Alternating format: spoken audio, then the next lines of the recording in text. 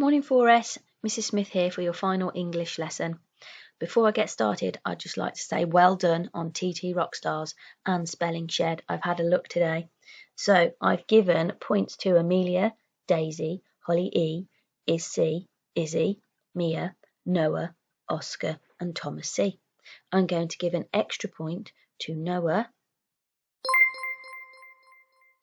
and to Thomas C because they've been on lots. At the time of recording, we were still first for Spelling Shed, so I'm going to give you a whole class point for aspiration. Well done, guys. For TT Rockstars, I've given points to Charlie, Thomas C, Izzy, Amelia, Caden, Daisy, Iris, Noah, Holly B, and Iz for doing extra games on the garage. I'm going to award extra point to Charlie because he's done 137 games on Garage, and to Thomas C because he's done 63 games. Well done, guys. To start the lesson, we're going to have a spelling focus. We're going to look at spelling Scrabble. I love this game. In the game of Scrabble, letters are given a score. Each score is written on the letter tiles below. Can you find the Scrabble score for each of your spelling words? Challenge. Can you put your spelling words in order from the highest score to the lowest score? Here are your spellings. I've put the Scrabble score below for you. Pause the video. Can you write down your spellings and their score and then put them in order from highest to lowest? Good luck. This is what I worked out. Determination was 16, information 15, preparation 15, vibration 14, decoration and registration were 13, donation, duration and sensation were 9. Broom was 9, food was 8, roof was 7, moon was 6 and root was 4. I hope ours matched. Well done 4S. It's time for your spelling test. Get an adult to test you and then email me in your result and we can give some Class Dojo points out. Good luck. The big picture continues to be the same. We need to write instructions so people know how to put the Iron Man back together just in case he falls apart again. Our key vocabulary for the lesson: instructions, heading, question mark, subheading and expanded noun phrase. Now we've completed our plan, we're ready to start writing the beginning of our instructions. Here's the top part of the waggle. What are our steps to success for this part? What do we need to include to be successful in our writing? Pause the video and have a think. Let's check to see if you thought the same as me. We've got a question heading, we've got a subheading of you will need, we've got a list of things you'll need using expanded noun phrases, and we've got a picture of the finished object that you are writing about. Let's look at the question heading. Oh, it's been a long day, hasn't it? Oh, do you want a biscuit?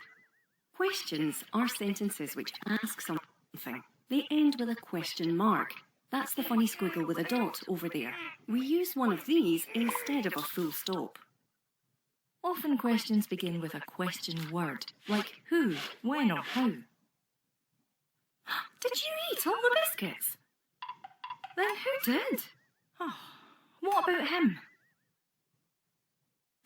Oh, why does this always happen? I really fancied a biscuit too.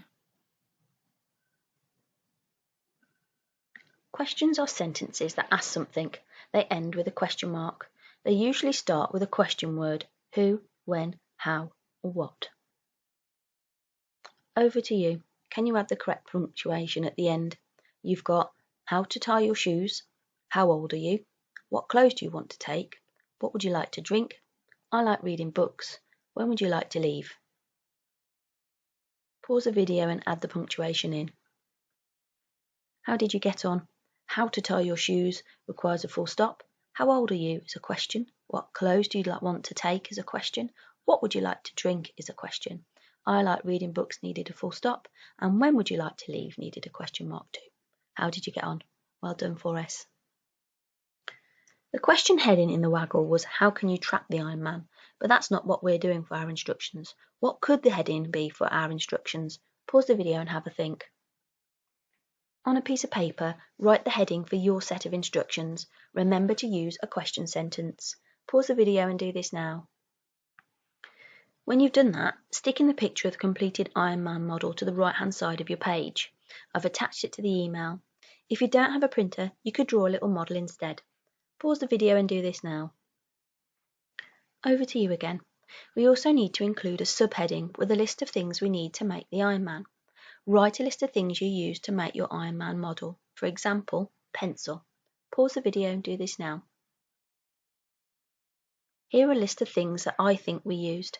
Iron Man template, pencil, card, scissors, paint, charcoal, tinfoil, glue, split pins and blue tack. What could the subheading be for our instructions? Have a think and come back to me. Here are 3 that I thought of. Things you will need for your Iron Man model.